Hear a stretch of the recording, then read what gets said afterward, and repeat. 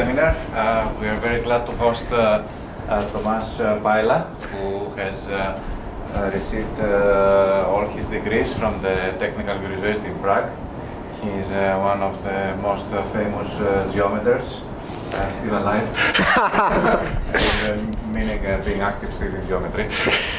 And he has received several best paper awards. He's also the one who, together with David Lister, he introduced the algebraic geometry into computer vision. I regard this really as one of the biggest contributions, but he has also done really working reconstruction, structural motion systems. Please, we are eager to hear your talk. Okay, thank you very much for this great introduction. So, okay, so I can talk about several things, but maybe we will see how far we will get. The first thing, and maybe this is the main thing I will talk about, will be about rolling shutter. So we were working lately, last, I don't know, 3-4 years on several topics, but one of them is about rolling shutters. So I would talk about 2 topics related to that, and we will see how quickly or we will go. Maybe I should say this work actually has some people who were involved. The second from the left is Czech Albel, my PhD student is just finishing now, and he was working on rolling shutter. And some other people like Zuzana and Akio Sugimoto. Victor Larsson joined as well. He's not on the picture, I just didn't have his photo at that moment. Basically, these people are kind of contributing to this work. So, rolling shutter, let me try to play this. Hopefully this will go.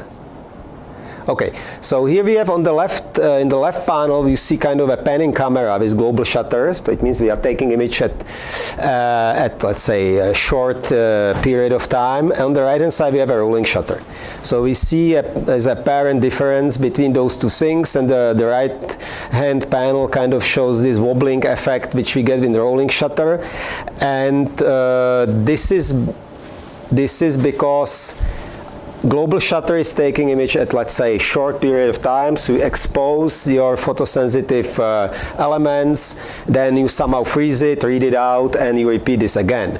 Rolling shutter is a different system which takes basically row by row or column by column, depending on the system. And in fact, if done like that, and you move your camera in during the acquisition, then of course we are getting something which is not like a perspective projection, because we are basically taking image at every different row at different positions, so there is suddenly very, very different imaging system.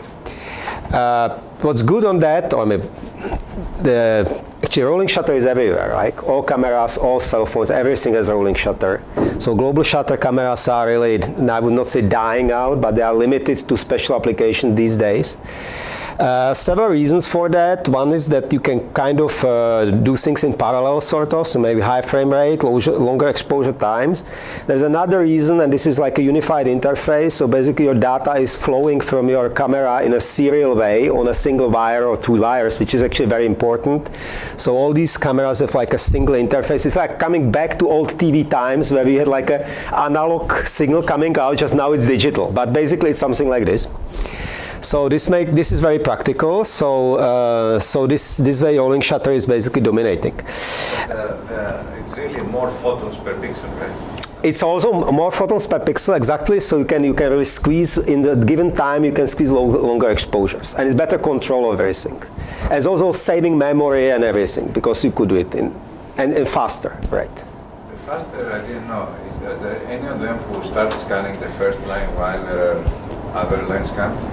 I mean, they usually scan line at a time, but it gives you a better control over what can happen. But there are lots of kind of things which are not shown on this diagram, how you can control stuff, and it very much depends on electronics, which is really used. And I'm not really expert in that, but it's relatively kind of a complicated and well-developed area. So So the control is actually better than with a global shutter. And of course, you can do stuff with global shutter as well on the cost of extra memory and on the cost of longer time delay, right? So you have to sort of send the whole frames while you can sending things immediately as they are exposed. So these are some practical advantages. And of course, there's also some bad disadvantages, and this is that when you are moving, then suddenly things are not perspective projections. So a kind of multi-view geometry stops working. So on the other hand, if you are not moving, everything works as it used to work before. So actually, in some sense, in many of those situations, people don't look at it and they don't really address this problem because they say, well, if you don't move too fast, then basically everything is as it was. But as soon as you start moving fast, then things are of course getting bad. So you know, in very extreme cases, like here on the left, you may see kind of propellers which are kind of bent as you move. So you can see very funny pictures on the internet. If you drive straight, kind of, which is a classical scenario for cameras on cars, then as you are scanning vertical objects, you see they are kind of moving. So you see the slanted objects which are close to you. Of course, this is all about relative speed with respect to your object. So things at infinity or far are not affected. Things which are close are affected.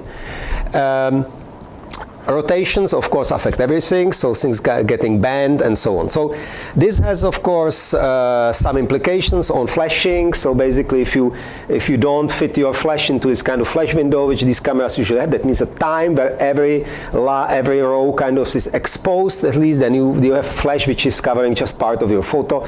And so there are these kind of things which are unpleasant. Yeah, this is kind of a intricate. You basically depends where you flash, right? Because it depends how this thing is done. So there may become what they call flash window. So if you flash at right time, there is a time when everything is kind of exposed. So if you fit your flash into that time, then everything is exposed. If not, then you will just flash only some of the rows, and others will not be flashed. So you can see various different things, like half of the frame will be bright and the other half will be dark, or whatever you can arrange. And of course, the question is how much you can control your synchronization. And this can be used to do some interesting effects, but it can be of course give you some bad effects as well. Okay, so rolling shutter is everywhere. I mean, there are some statistics about how many cameras do not have rolling shutter, but should one understand that even like a high level or expensive and high quality DSLR cameras usually have for sure rolling shutter these days. So it's not like just, you know, it would be going for low end cameras. Like if you don't have a special global shutter camera, they usually have a rolling shutter. Now, what we are interested in is like 3D reconstruction and issues which are coming in 3D reconstruction with rolling shutter. So this is a classical like 3D reconstruction pipeline where you go from feature extraction, matching, computing relative pose, absolute pose, then triangulate and bundle adjustment. So this is a classical, we could say bundler style or let's say visual SFM style or Colmap style pipeline, incremental or whatever kind of variation of that. And these kind of red boxes are primarily affected by having geometry of one or the other type. The feature detection and matching usually is not super much affected because this is usually local, and in these local patches the distortions are small. The problem is if you are going to like a 3D geometry where small kind of distortions in your image have high impact on the quality or on what you reconstruct. So this is like an example what you often see. So this is not super big rolling shutter effect. Your camera is kind of you're walking around the structure, so the speed is like a walking speed. So there are of course some translation is relatively small. There are some rotations which may be fast. As we walk, we have this kind of walking effect. So your rotation is going low to high speed and repeatedly. And if you do all the stuff just ignoring rolling shutter effect, then you get kind of something, but of course worse than if you have global shutter camera. So this was actually part of the experiment from Swedish guys who have actually coupled global shutter and rolling shutter cameras, and then we can use both and compare what's going on. We will see this data later. And basically that's the point. So now how to get rolling shutter models into here. Of course, this is, okay, there are some papers which are mentioned here, there will be more papers later. So there are various points where to enter it. So one would be a relative camera, relative pose, camera absolute pose, bundle adjustment. So I would address two parts of it, absolute pose computation with rolling shutter, and some interesting, I would say, effects will happen with bundle adjustment. Relative pose we can't address because we can't solve it at the moment. Effectively, that's a problem. So we are still kind of, we are working on it, or the community is working on it, not only us, but until now people were not successful in providing reliable methods for dealing with relative pose and rolling shutter.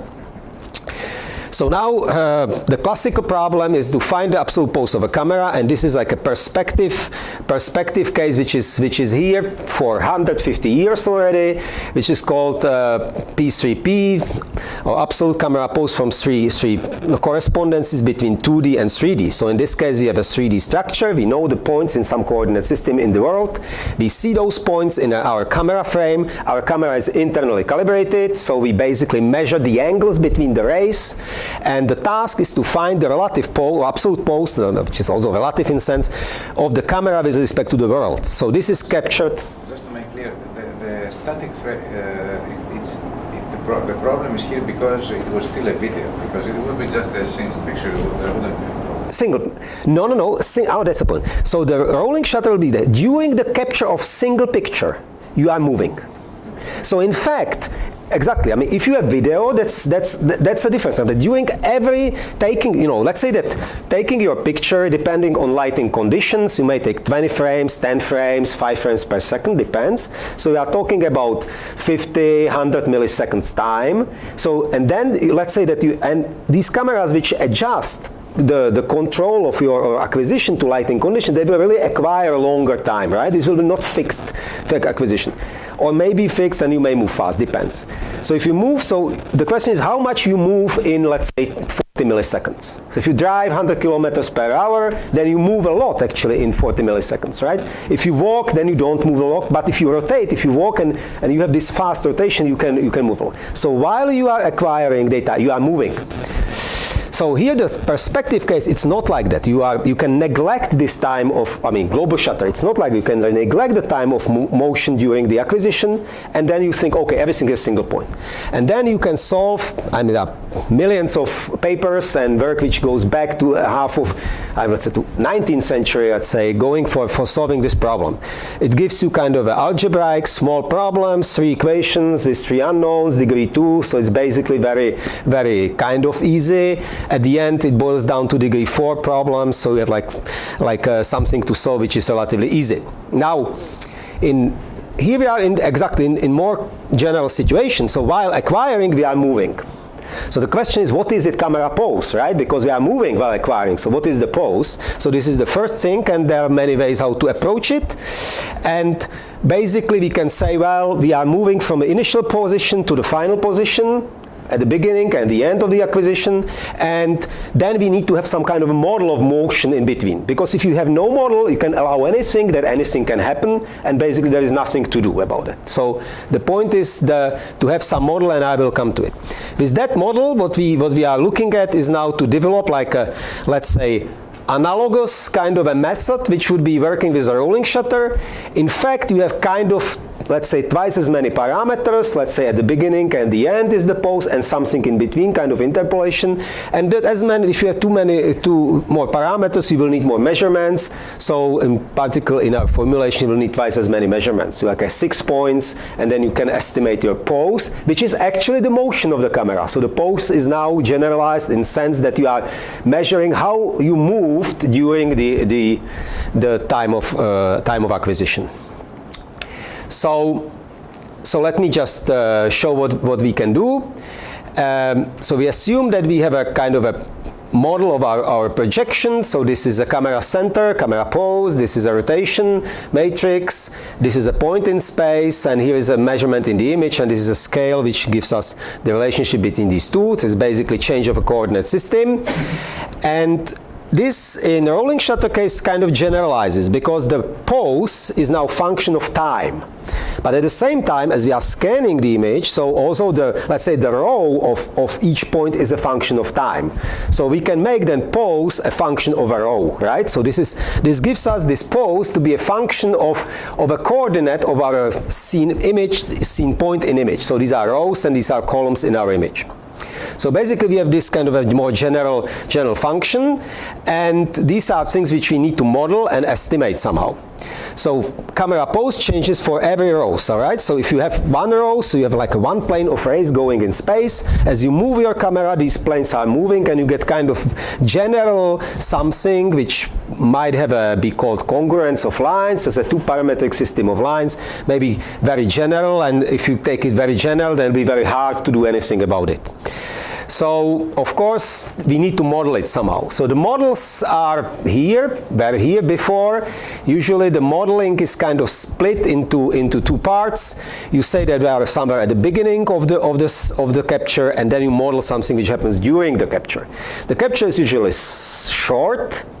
So the motion during the capture can be modeled by using kind of assumptions that you do not move too fast, you do not move too chaotically. You may think about basically translating constant speed, rotating around some axis constant speed, and that of course may be an appropriate model. Of course, it doesn't have to be always appropriate model, depends on the speed of rotation of objects. So if you look at the propellers and that stuff, this may be a different thing, but for a camera moving in normal world, maybe driving on a car, this is a reasonable model. So we have initial camera pose, and then we have some motion during the capture. And this can be modeled, so the translation would be kind of just a linear interpolation, and for rotations, depending on the parametrization of the rotation, we can figure out different models. Linear interpolation is exact even if it is rotating? This can be formulated in several ways. And this has big impact on the way what kind of algebraic problems we get at the end. So, for instance, we could look at it like modeling this interpolation in the world coordinate system, or we can model it in the camera coordinate system, which has, of course, different implications. And actually, if we model it in the world coordinate system, then this R matrix will be multiplying the translation matrix, and it will make it much more complicated from algebraic point of view. Whether one or the other model is appropriate is, of course, the question of empirical evaluation. But now what we can do is to model it in a camera coordinate system, get simple systems and solve them. Modeling in the world coordinate system brings much more complex systems, which may be somehow motivated better, that you say, okay, in the world coordinate system we are moving straight, not in a camera coordinate system. But unfortunately, this is more complicated. So we are here like a balancing between what we can do and how much we can use it, right? How much it corresponds to the world.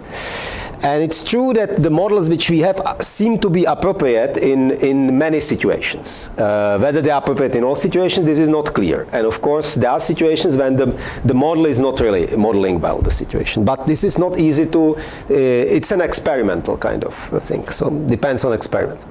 So what we are doing, so our full projection model, we have kind of this model. And in this sense, we still need to model somehow this rotation. And what we do, we can linearize it.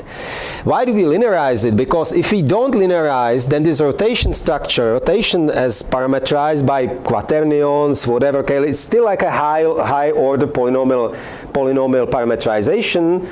And that usually brings two complicated systems, which we are not able to solve later. So what we do, we often linearize. Now, at the beginning, we will kind of dreaming about not to do any linearization and formulated the problems with full rotation matrices, but we are not able to solve them. So we started linearizing, building solvers for problems which were easier. Later, of course, we figure out how to do it even for the original one. So now I will show some results which are going for less linearized models. And finally, at the end, we came to even kind of other tricks which are actually more practical and which go to to another way of linearizing. So there'll be like a different kind of variations of the problem as it was developing in time, as we were progressing in our ability to solve certain systems and understanding better and better. So the first one will be something which we call double linearized model. And the double linearized model basically linearizes the rotation. That's about rotation linearization. So it linearizes rotation during the motion capture. So this is a reasonable thing. The red part, this is a linearized rotation during the motion capture. So this is basically antisymmetric matrix, which is kind of a tangent to the rotation at the point we start, and this depends on the, of course, on the time of which is expressed in terms of scanning the rows of the image. Here we should have actually initial rotation, also unknown, but we could not first to solve for that initial rotation. The equations were too complicated. Okay, but before that, can you tell us, for example, in the most general case, in terms of degrees of freedom, how many are there? Okay, there are in here as well as here. There will be six. There will be six unknown. 6 plus 6 unknowns. So you have 2C, 2Cs, and 2Rs. 6 plus 6 unknowns. So 12 unknowns. And this is actually kind of preserved. So here we'll have also 12 unknowns. Just they will appear in a simpler form in our equations. So practically with 6 points we will be able to solve it. Exactly. So we have 12 unknowns with 6 points, every point giving you sort of 2 measurements, 2 equations, you can solve it. So what is known is this, so point in space, your measurement in the image, and everything else is unknown. R0 is like an initial point on where you start measuring your kind of time or your row in the image, which can be at the beginning, can be in the middle. Makes sense to better model kind of the motion wherever you put it. So let's say it's in the middle. Now, coming to this point, so we have what? 12 unknowns, which means we need 6 in this particular 3D 2D correspondences, which gives us 12 equations in sort of 12 unknowns after eliminating these lambdas, which will come, and then we can solve it by various techniques. I will touch it a little bit, but not too into detail. That's another talk, basically. These are algebraic equations. These equations are not linear, as we see, because there is a product of these unknowns here. In this case, it's kind of a bilinear system. If we had rotations there, original ones, if we have both rotations parameterized by kind of polynomial parameterization, we would have degree 2 by degree 2. We would have degree 4 equations, which would be like a double degrees. It's much more difficult than degree 2 equations, bilinear equations. If we had this blue guy, non-linearized, which we will see later, then we have degree 3 equations at the beginning, which is more difficult, but we could manage doing that. I will show later. Now, we have these correspondences. In fact, we have like 18 equations because every point gets 3 equations, but there is this kind of an unknown lambda multiplier which we have to eliminate. So after eliminating these 6 unknowns, we will get exactly a system like that, which will have 12 linearly independent equations in 12 unknowns. We have some more monomials because they are products of unknowns. It's not a linear system. We can simplify it, somehow substitute back, and basically get solution which will be higher degree polynomial equations, which can be solved, transformed into kind of eigenvalue, eigenvector problem, and that can be solved, and we can solve these things. So there are technical details about that, which I will now kind of skip here. At the end, we get something which is kind of practical. It's like 300 microseconds kind of computation time. It's not super fast, actually. I mean, like classical two-view geometry for a global shutter camera is around 10 microseconds computation time. So we are actually slower. The problem is more difficult. So actually, like absolute pose is even short. Is even like units of microseconds, like 2-3 microseconds. So we are here like, let's say 100 times slower than we would be in the calibrated perspective case, but it is already on the level of practical use. Why do you choose to use the Graebner Basis to solve this problem? Why do we choose it? Yeah, why do you choose this class of problems? Well, I mean, yes. I mean, the Graebner basis is kind of a generic way how it's, well, what is a Graebner basis, right? So we have original sum polynomials we start with, and we transform them into kind of polynomials which are easier to solve in kind of a triangular system. Like with linear system, we give you a system of polynomial equations, you Gauss eliminate it into triangular system, so one equation substitute back, another equation substitute back. So we use something like this for nonlinear system, and this triangular form is called Graebner basis. So this is like a way how to do it, and there are many ways how to do it, and there's a systematic way how to do it. So we use these tools, but at the end we have a kind of like formulas which transform original system into some reduced system, and then some other formula which create a matrix where we compute eigenvalues, and this is the solution. And the polynomials that you're transforming are the characteristic polynomials? No. The original equations are these, original polynomials are exactly these kind of equations, these things, all right? So this is kind of a matricial equation. If you rewrite it for those 6 points, you can write it as every equation gives you like 2, 4, 6, yes, it gives you like 2 rows here, and then here are unknowns and there are products, monomials of those unknowns. So these are the original polynomials. This is the way formulated. Now, in order to solve it, you somehow transform this system into something which looks like kind of this, right? So it's kind of partially eliminated, something becomes simpler, you can express these guys in terms of the blue guys, you substitute it back, and so on. So the Graebner basis is a kind of a general technique, it's kind of a fancy word for Gaussian elimination, sort of generalized to nonlinear polynomial systems. And of course, we kind of use this tool in order to craft some kind of specialized solver.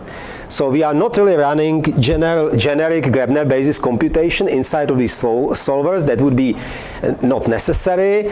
We could see it like, let's say you want to do some very fast solving of your linear system, so you can sort of run an example of the system, watch out what's going on in your Gaussian elimination, maybe select pivots, maybe see that something was not important, and really craft down a specific solver for your linear system, which would be much faster. So this is actually what we are doing, just for a nonlinear system.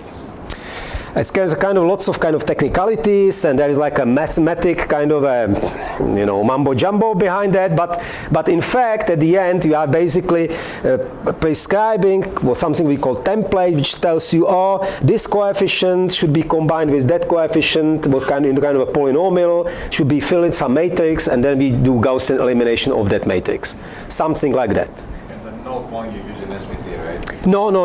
There's a way to find the kernel of this. Yes. And because you have only monomials, you can input the of course. kernel. Of course, if I'm adding more equations, then this matrix is growing. The rows of the matrix are growing, the number of rows, and the monomials are the same. So eventually, I will have enough data to just solve it linearly. Look at the monomials as completely independent. Forget about the dependence of elements of the monomials, that x squared is actually depending on x. I just forget it and I can solve it linearly. But of course, I will need more measurements, and I will have to crunch, let's say, more rows, which is not so big problem, because solving like an entangled polynomial system usually brings you big matrices somehow in the game. But having more measurements is a problem, because you have to sample more points, and the more points you sample in the Ransack paradigm, the higher the chance that you will sample something bad. Your sample will not be uncontaminated. But of course, there is a trade-off between how much rows you can use. Sometimes it's better to use 5 than 4 points if you get much faster solver, right? So this is a trade-off, and that can be experimented out. We do this sometimes, like look at not minimal things, but kind of a little bit more than minimal, using more data to sub-minimal, because by sampling few more points, we of course increase the number of samples to have a same probability to get an uncontaminated sample, but on the other hand, we may reduce the computation time dramatically. So there is a trade-off, right? You would have to use SVD, which doesn't make it symbolic. No, you don't have. We try not to use SVD because of computational costs and so on. We try to here in this case, even if it's a non-minimal sample, just to forget about some we just forget about some constraints, we don't use them, and we can still work out a solver which is not based on, let's say, SVD, which is, that depends. It could be SVD, there's nothing bad on SVD, we anyway do everything computation in floating point and everything, so it's nothing bad on it, but if we can craft out, what is important here is to have kind of like a linear code, right? Something which I'm sure about what will execute, how long it will take, what exactly is happening, or somehow controlled iterative process. I know it will converge in 5 iterations. If it doesn't converge in 5 iterations, I just throw it away, I don't care, but I'm sure I will run only 5 iterations. Okay, so basically there is a way how to do this, and I'm skipping these details. In fact, we can solve it, 6 points this gives us, but the problem is here that this linearization is not really appropriate, because this means that I assume I know roughly where I am, and I allow only small changes from that where I am. So I have to initialize my solver somehow.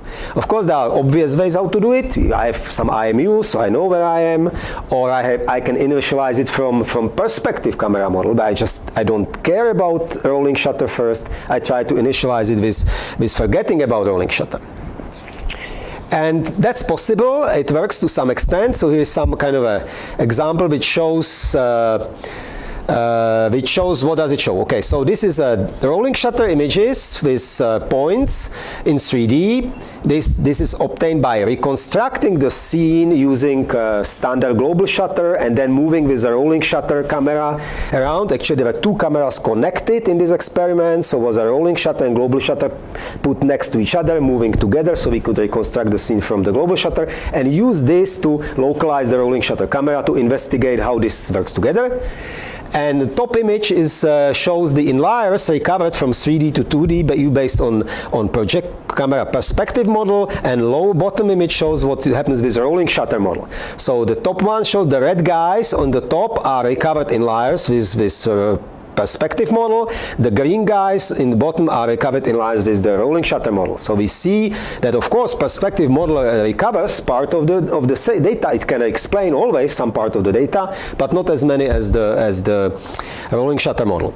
So this, of course, can be shown. Here's kind of a video where we are moving and we are estimating every frame independently in this video, and we see that at the beginning and at the end the motion is basically slow, right? So at the beginning and at the end the recovered inliers for P3P and R6P for perspective and rolling shutter are almost the same, because basically you don't move, so you have a perspective camera model. There's a little bit more guys here back, which this guy recovered, while this one not, but... This was a mess. What was this? I mean, there is no clear 2D to 3D correspondence here. There is, okay, so there is a scene is reconstructed somehow. There is a 3D model. There is a 3D model. There is a matching pipeline behind, so every 3D point has attached some features from images. So all these points in space have attached some descriptors. I take my image, recover get my features, get descriptors, match them to the 3D scene, using nearest neighbors, all the matching kind of thing, get tentative matches, and then I verify tentative matches with my geometric model, try to fit parameters of the model to explain as many data points as possible. Now, on the left, my model is perspective. On the right, my model is rolling shutter. If there is no motion, the projection is actually perspective even with rolling shutter, because the rolling shutter is scanning, but I'm scanning from the same place, so my camera can be expected perfectly fine. My rolling shutter image is perfectly perspective image actually, so I can explain it by both models. If I move, okay, to move. If I get somewhere in the center of the sequence when the motion is fast, then suddenly my image can't be explained by perspective camera, because I move during the motion, so my rays are not going through single point, they are going through kind of a curve, so I cannot explain it, and in that case my rolling shutter model fires. My rolling shutter model explains better what I'm doing. So this of course shows that when you need to use a rolling shutter and when you should not use the rolling shutter, because in case of no moving cameras, it's better to use the perspective model, because this is the right model. It's more constrained. It uses all constraints you have. But if you are moving fast, then this suddenly cannot be used. So this basically demonstrates, I mean, why we want to do it. So as soon as we move fast, relatively fast compared to the structure, we need to have an appropriate model. This was the linearized model? This was double linearized model initialized by perspective camera pose at the beginning. So you see basically these red guys. This red guys is a piece of the scene which was explained by the perspective model. Of course it gives you some pose of the camera, which may not be super accurate, but it still gives something. And if you have this one, you linearize around that initial point, use the other solver and solve it. So we can see that this kind of a minimal problem, you can see it like a local optimization in the transacts. So first you look at perspective model and then you improve it by the other model. Okay. So of course this can have some it's hard to see, but the green box, which is R6P, is kind of better sticking to the 3D structure than the red box, and so on. So this was double linearized. Next, we still wanted to get rid of this double linearization, to get rid of this initialization, to solve for everything just from our 6 point without P3P. And we were able to do it later with some parameterization, with scalar parameterization of rotations, which is basically polynomial map from R3 to rotations. Of course, this has some cost to have this map polynomial and only 3 parameters, and the cost is that we cannot represent 160 degrees rotations, which is kind of okay-ish. The standard approach here to kind of deal with this is to randomize the initial position. So basically, in order to avoid this kind of a degeneracy, so before we compute the pose, we will randomly rotate everything, randomly choose a coordinate system in the world. And the chances that we will hit the bad rotation are small in that case. And if we hit it, next sample we will get it right. So that's the way to do it. Of course, you can do it differently. You can do 2 parameterization and test something, but it's in practice this is a good approach. Randomization, kind of, and by randomization you make your problem generic, and then you solve only generic problem. You don't have to discuss. You don't have to test. You don't have to spend time on something which is almost never happening in your code. Okay, so this has other tricks, and the tricks actually came to be able to solve this problem with single linearization, almost in a similar time as double linearization, and it wins kind of. Okay, this is too complicated table. Green is good, so green is many things are green, and that's good. That's the message. If you look at points in 3D, we can see some patterns which are appearing. So here we have like a 3D structure, and we have different features colored by the way what we did. So we can recover features by perspective model with kind of a local optimization. So it's basically forgetting about this minimal problem, just doing P3P and then local bundle adjustment kind of, which is good, maybe a little bit more costly, but on the other hand can model better everything. You can have better control, you can do complete nonlinear modeling, but it's a little bit more difficult to implement in so fast as this algebraic solver, because you really have to go into your bundle adjustment and rewrite your bundle adjustment. And R6P would be what R6P recovers. So basically we see a pattern that P3P, these are these blue guys, it could catch only like a smaller part of the scene. The red one with the optimization, if I start local optimization, extend it further, but R6P is kind of doing, I would say it's doing the same thing. It's a little bit better here, but in practice it's doing the same thing almost, but faster and cleaner.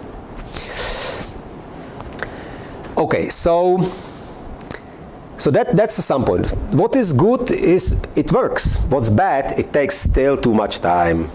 It's still too slow. Because solving this R6P with single linearization, it's like still too slow. It's like a millisecond plus 2-3 milliseconds, something like that. Maybe 10 milliseconds, depends how we implement it. So it's slow. So what we wanted to do, we have the same thing, but faster, to have to go down to let's say 100 microseconds or something like that. So, so we have different formulations, like the original one with complete RNC was really intractable. Double linear, kind of single double linearized ones, which are kind of going to their way, but still are relatively slow compared, let's say, to P3P. P3P is like 3 microseconds. So I want to have something which is comparable to P3P. I know it will be not be exactly P3P because I have more parameters, so I will have to pay for computing more parameters. But still, I would like to have something faster. So this, when you do ransack, you do the initialization every time. So every time you have to do separate. Yes. With this guy, you have to do PCP initialization every time. So there are 3 microseconds for PCP plus another 100 microseconds for the other guy or whatever. Here, you don't do the initialization, but you still pay because equations are more complicated. So it takes more time this one than this one. It doesn't need initialization, but it can work in a more rolling shutter situation, in more stronger rolling shutter effect cases, because this guy works only when PCP is still somehow working. It must at least initialize. This one works in a broader range for higher rolling shutter, for large rolling shutter effects, but still it's not fast enough. So trying to exploit kind of structure of these equations, because these equations here are kind of bilinear in a way. But in some sense, we would like to make this kind of thing, but much faster than this one. So we of course have to pay for speed. This one is still kind of ideal, but it's too slow, it's too complicated. So we go a little bit back, right here. We will do initialization, but we want to make it faster. And for doing that, we can exploit the fact that these equations are kind of have structured, are bilinear problem. So we will create a special kind of bilinear local iterative solver that will update things in kind of a way which will be fast and will work. Of course, how to develop it, there is no general kind of method, so it's engineering. So you try to split your problem into 2 things and alternate in a way. So kind of fix part of the parameters to make it linear, solve for the rest, and alternate like this. So we did several kind of cases of this, several different splitting, and found the one which is particularly useful. So which kind of splits between this. Which actually, what is important is that there are some higher order terms here, the W and V, which are the rotation axis, actually, let's say Euler vectors or parameterizations of the rotation, which appear here in a product. So this is the natural way to fix somehow, and we always fix like one of them here and compute the rest. The V, if it is the parameterization, shouldn't appear quadratically there? It's a linearization, so this is a linearization of rotations. So this is a linearized model, so therefore it appears only linearly. So these are antisymmetric matrices constructed from these vectors. The vectors actually represent the axis of motion, and the length of the vector sort of represents the angle. Of course, it's a sign over the angle, but it represents the angle. So the larger the vector, the more you rotate. This vector V appears here in the product, and here it appears alone, and we do fixing only on this guy. So this one is always computed. So in some sense, we kind of modify the model inside of the computation. We kind of forget about some constraints, but experimentally we see that this works very well. So it's a complicated figure, but has many variations of the scheme, of the alternating scheme, because you can alternate many different things. So we were trying several schemes and doing various kind of number of iterations of this alternation, like going forever, 100 iterations, 5 iterations, 3 iterations.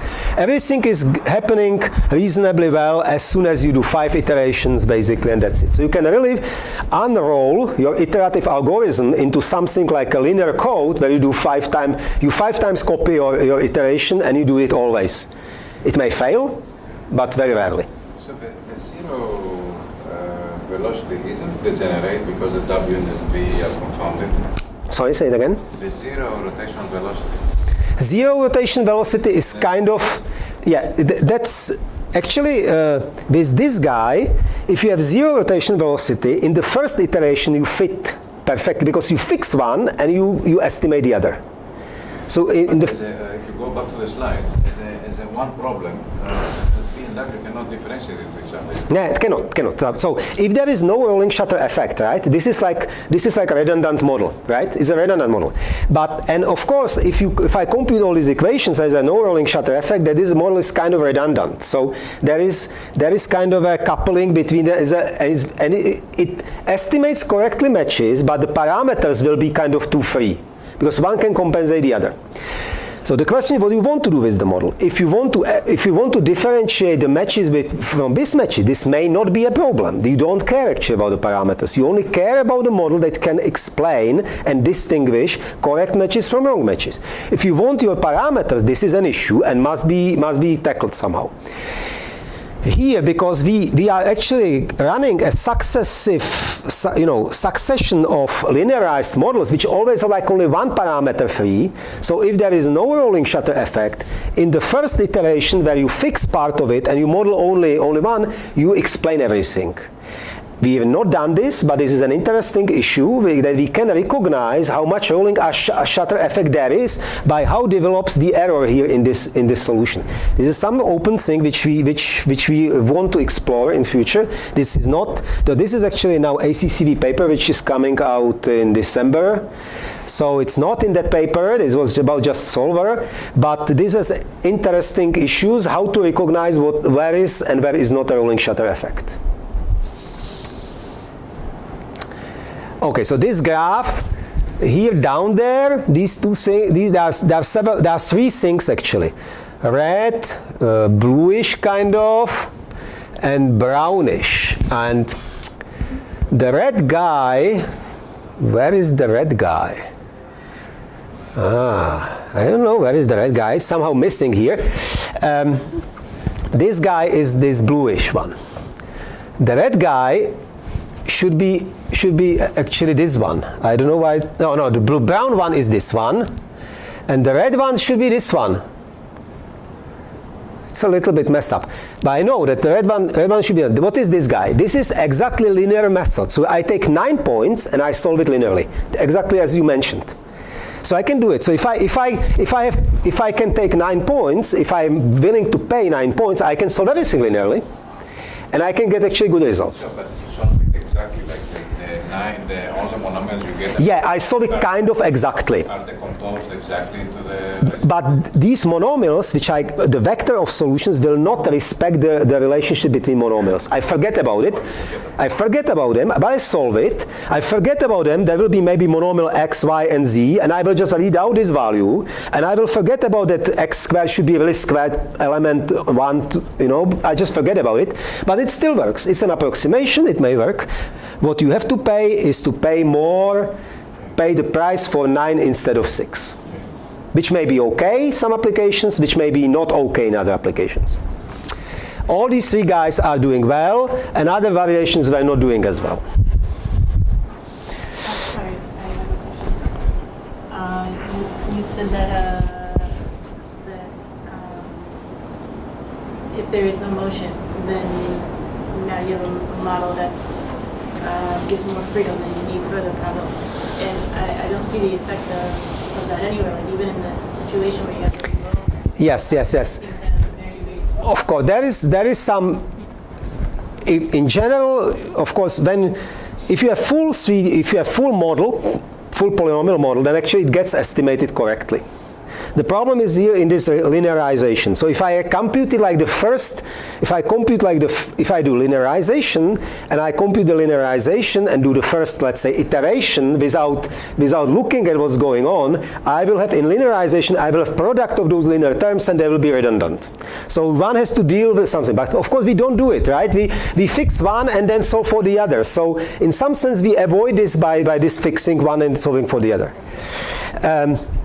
Still, model has more parameters, so it has more degeneracies and more problems. This is still there. It's not visible here. This is a synthetic experiment, which is not where we care about, where we study what we want to study and not we don't want to study. So it doesn't show here. But of course, R6P is a more complicated model. It has more degenerate configurations than P3P. Of course, there are more problems with this. So this is all generic data. This all works for generic data. There will be motions and combinations where it will not work. Again, some comparison showing that basically, like the number of matches recovered. Interesting guy is this one. This is the R6P which we develop with iterations, and then blue one is the R6P solving polynomial equations without first linearizing the initial pose, and basically these guys are becoming similar, or the green one is becoming somewhere even better.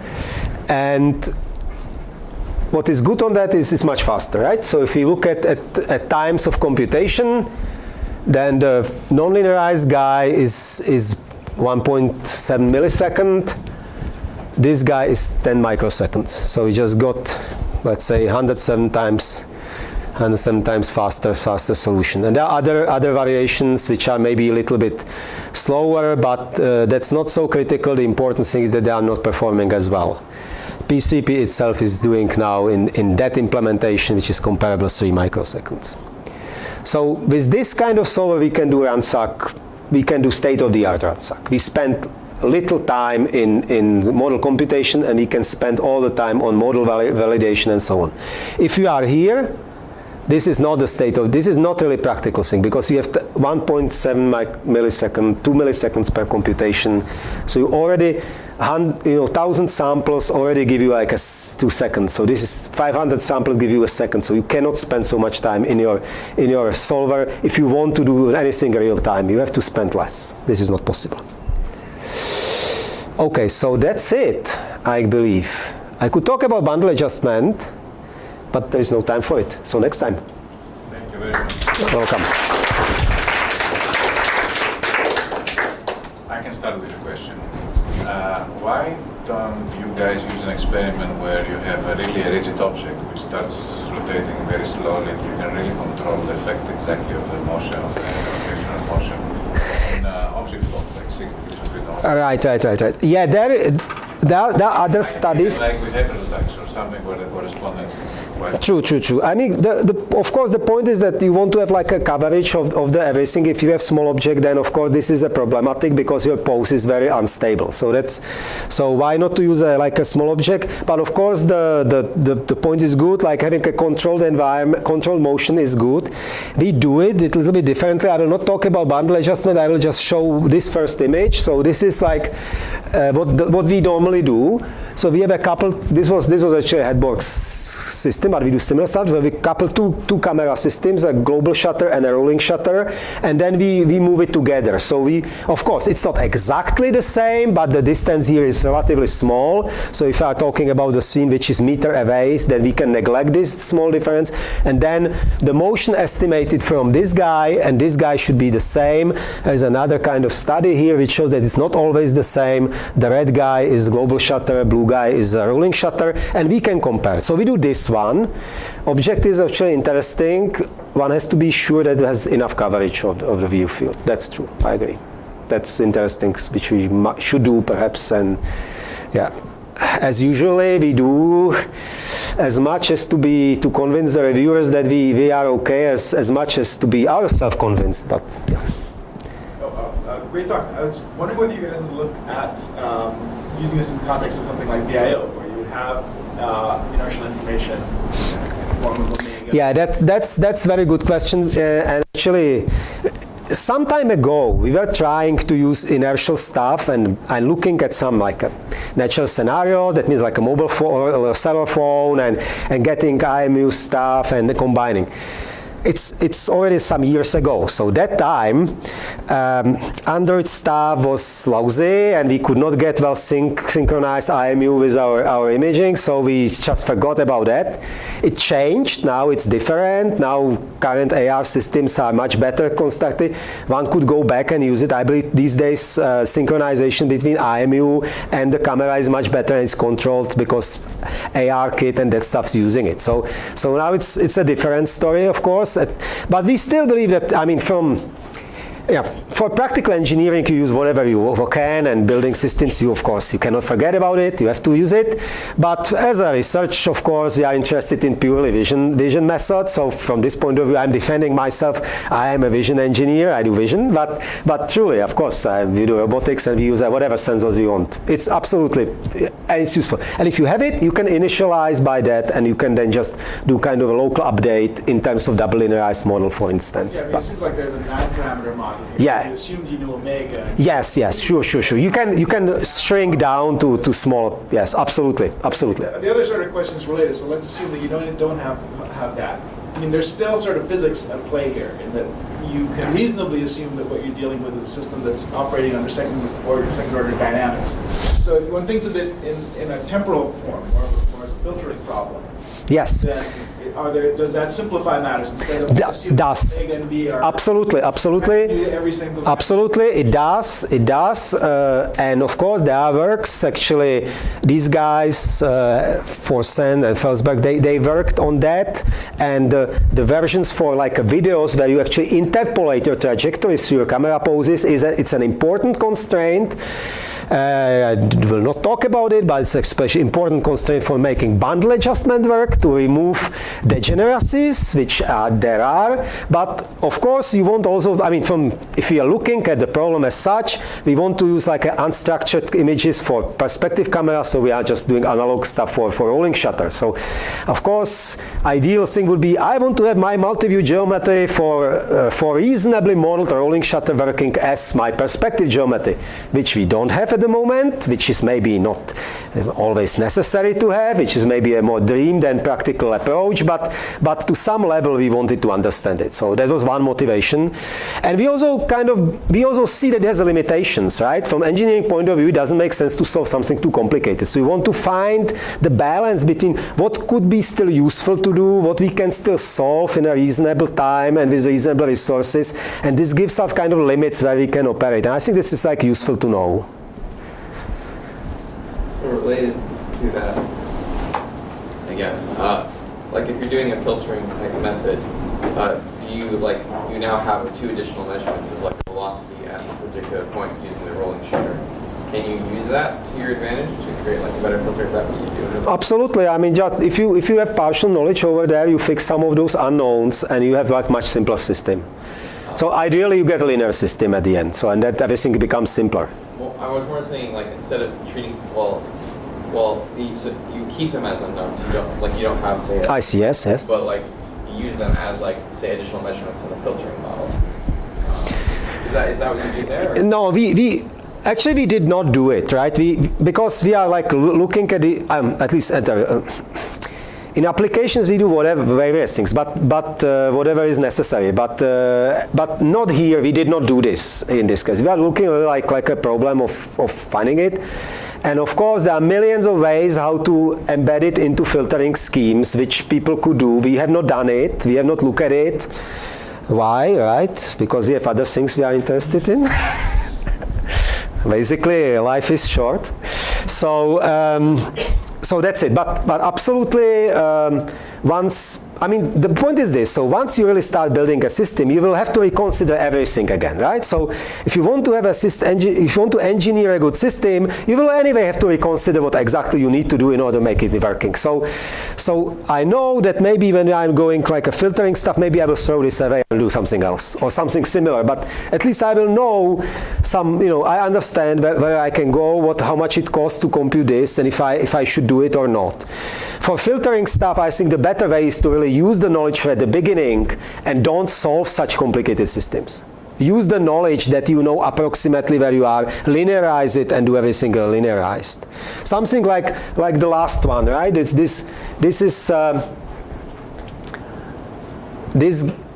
this guy, right? So this is one could do this right at the beginning, right? Why to deal with mumbo jumbo nonlinear stuff if you can linearize? But at the beginning, it's not clear what you should do. So it's like development, right? So you take a generic technique to solve the problem, formulate and solve it, see how it works, and we see this is too complicated, too slow. Let's dig more in detail. Let's try to do engineering around it, and maybe for our problem we find a better formulation.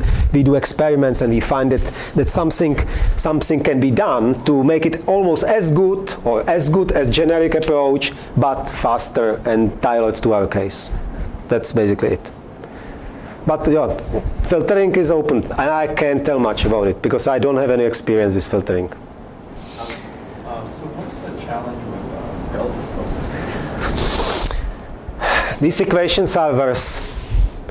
These equations are much worse because you have here this is known, kind of, right?